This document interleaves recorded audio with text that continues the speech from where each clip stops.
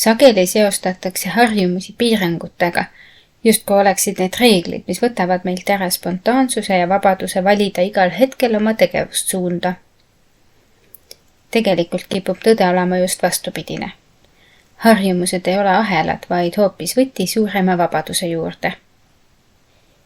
Kui sul on selged harjumused, mis toetavad sinu eesmärke ja väärtusi, siis ei pea sa iga päev kulutama energiat otsustamisele, mida teha ja kuidas tegutseda.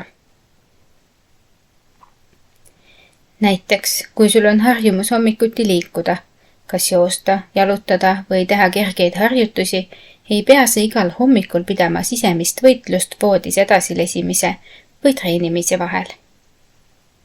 See otsus on sinu jaoks juba tehtud.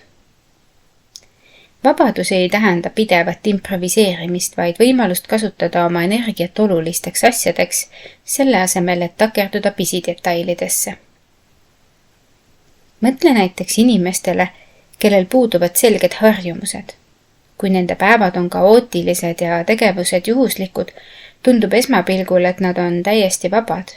Neil pole rängeid ajakavasid ega korduvaid rutiine. Tegelikkuses raiskavad nad sageli aega ja vaimset ressurssi, otsides motivatsiooni ning vaeveldes otsustusväsimuse käes. Harjumustega inimene vastupidiselt suudab fokusseerida oma tähelepanu ja energiat sellele, mis on tõeliselt oluline. Lisaks annab harjumustest tulenev vabadus võimaluse teha suuri elumuutusi.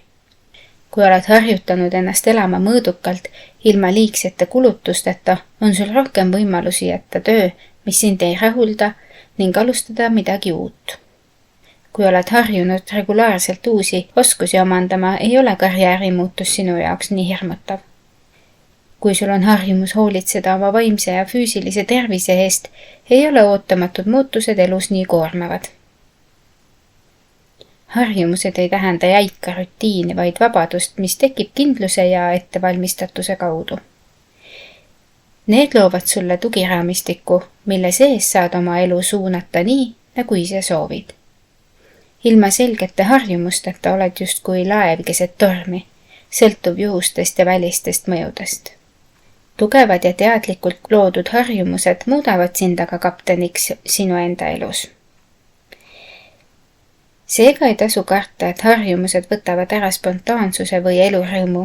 Vastupidi, need loovad stabiilsuse ja kindlustunde, mis annavad sulle tegeliku vabaduse keskenduda kõige olulisemale. Aitäh ja peatse kuulmiseni!